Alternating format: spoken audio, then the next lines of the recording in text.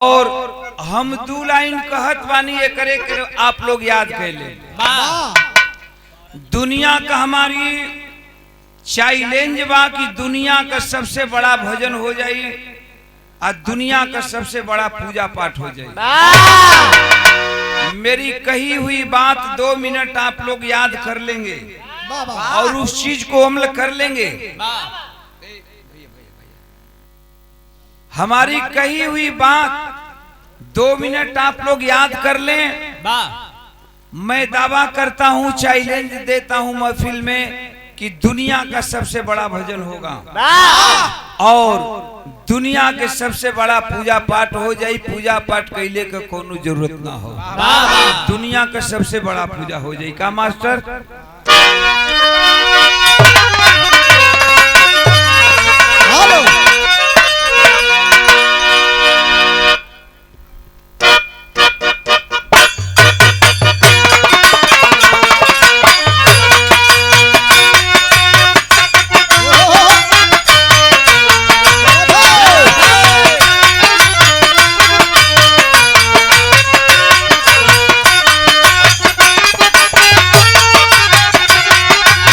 बहुत अच्छे बेटा।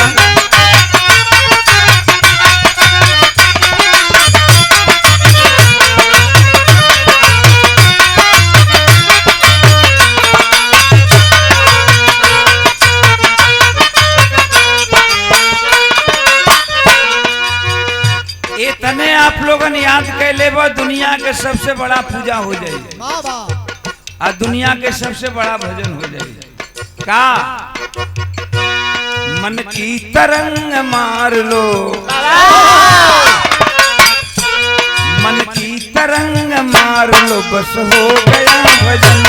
मन की तरंग मार लो, बस हो गया भजन। मन की तरंग मार लो, बस हो गया। मन की तरंग मार लो, मन की तरंग मार लो, बस हो गया भजन।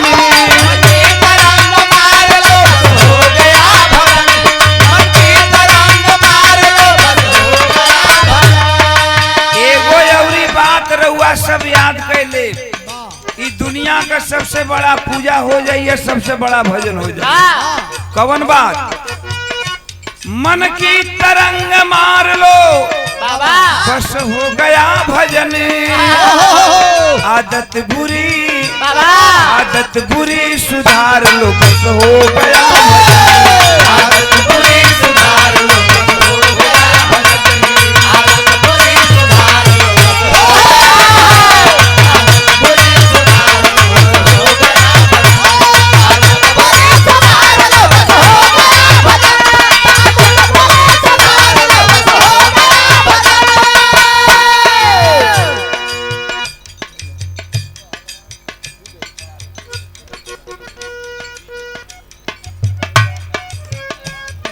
इतने कैल लो हमारे अंदर, आप लोगन के अंदर अगर इतना भाव चली आई, दुनिया का सबसे बड़ा पूजा हो जाए और दुनिया का सबसे बड़ा भजन हो जाए। मन की तरंग मार लो, बस हो गया भजन।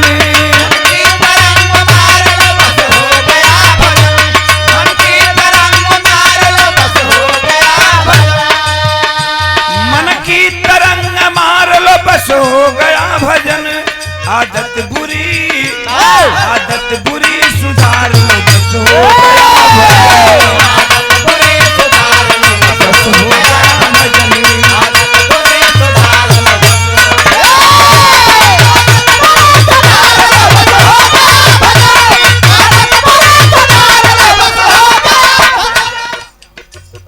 तई जाने के बाद, इतने जान लेवे के बाद सबसे बड़का पूजा, सबसे बड़का भजन हो जाए। का जाने के बाद? कहां से तू आया है, कहां पे जाना है।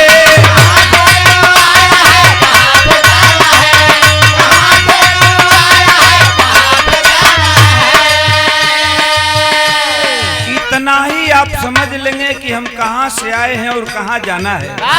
दुनिया का सबसे बड़ा पूजा हो गया, दुनिया का सबसे बड़ा भजन हो गया। यही जानने के लिए लोग अपने शरीर को गला देते हैं, वर्षों वर्षों तक तपस्या करते रहते हैं।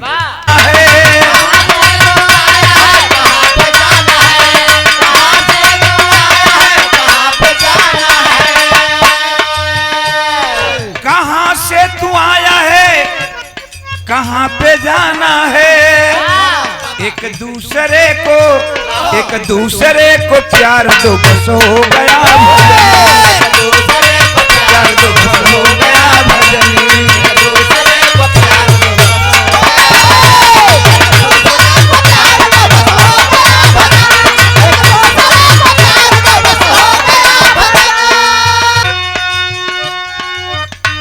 क्यों कर रहा झमेला, जाना होगा अकेला।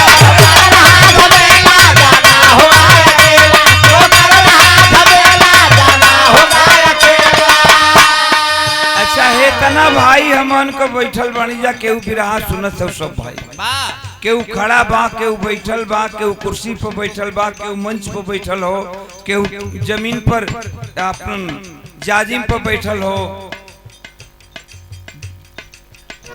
केहू गावत हो, केहू खड़ा हो तो, लेकिन सब जानत हो।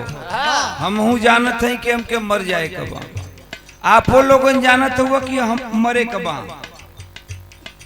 हमरे उजाला भी जानत है कि हमके मरे कहो, दुनिया जानत हो कि हमके मरे कहो। अच्छा तो हम कहिला कि जब सबके मरी जाए कबा तो घमंड कौनी काम कबा कि हम ओम प्रकाश गवैया हैं, तम फलाना बाबू साहेब हैं, तम पंडित जी हैं, कौनो जी होखबा मुहबा जरूर। फर्क इतने बा कि केहू 10 दिन पहले जाई, केहू 10 दिन बाद में जाई। तो फिर ई काहे खातिर झमेला लागल बा, झगड़ा झंझट बनल, आदमी बनत हुआ कि हम फलाना है, का हुआ कुछ ना हुआ। यही से हम कहिला, का कहिला, क्यों कर रहा झमेला, जाना होगा अकेला।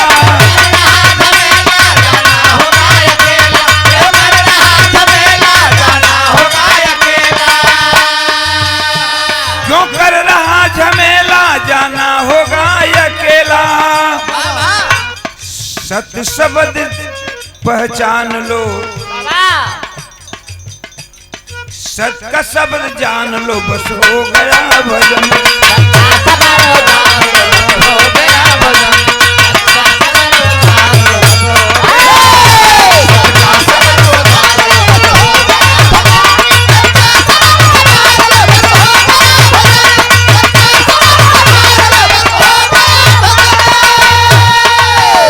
सत्ता शब्द समार लो, बस हो गया भजन।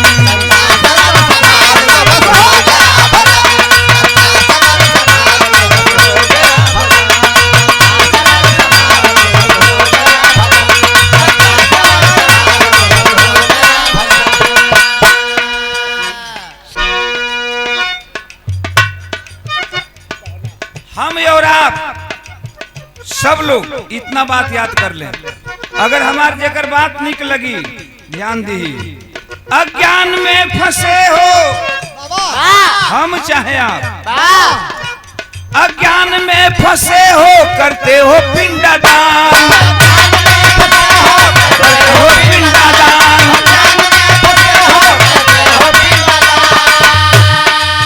माई बाबू के मर गईले के बाद हम और आप गाया जाई ना जा, काशी के नगरी में आके गाया में जाके हमारे बिहार में लोग पिंडदान देलन कि हमार बाबू बैठ जासी, हमार माई हमें बैठ जाए।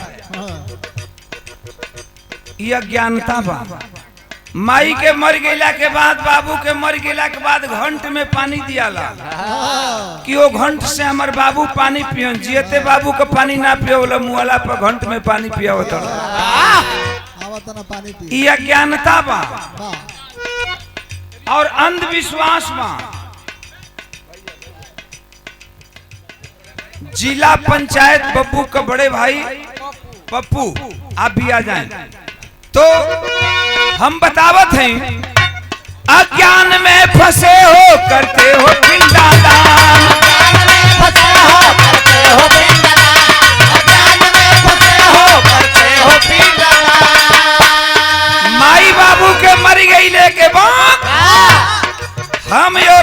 पीपल के पेड़ पर घंट में पानी दे जा। हमार माई मर गई, बाबू मर गए पीहन। अरे जिंदा बाबू के पानी ना पियो लो। आजकल के नया पीढ़ी ऐसन हो गई बा कि 80 बरिस के पुरनिया बाप खटिया पर गिरल हो और एक लोटा पानी मांगता कि बेटा तनी पानी दे दा। लड़का का कहता का दिन भर कुकुर नियन भौंकत हुआ भाव भाव। चापाकल जरिए बा उठ के पानी नहीं के पी लेवे के बेतना गाँव नहीं के करे के ना धरे के दिन भर काव काव भाव भाव भाव कुकुर नियन भौंकत हुआ। एक लोटा पानी जिंदा पर दिहल नहीं के सपरत और मर गईला पर घंट में पानी लइका देता कि हमार बाबू पानी पीहन।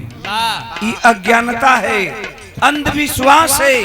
नहीं, मत दो, मत करो बाप का क्रिया, मत करो ये कर्मकांड, मत करो आप पिंडादान। अपने जिंदा माँ बाप का अगर आपने सेवा कर दिया तो मैं दावे देकर कहता हूं इस महफिल में कि ओ इंसान कभी भी किसी से झुकेगा नहीं और जिंदगी में असफलता नाम की कोई चीज उसके सामने नहीं। हमें यही आप लोगों से कहना है और एक संदेश देना है। क्या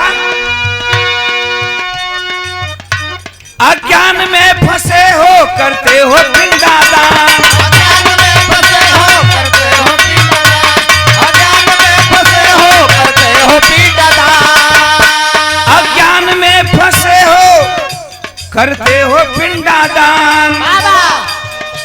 जिंदा से व सत्कार दो, जिंदा से व सत्कार दो, बस हो गया भजन।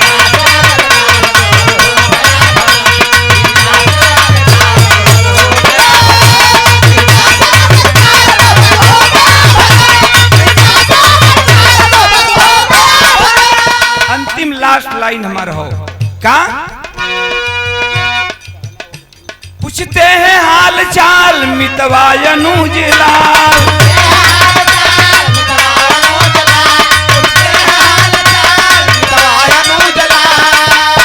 पूछते हैं हाल चाल मितवा अनुज लाल। ओपी का नमस्कार लो, ओपी का नमस्कार लो, बस हो गया।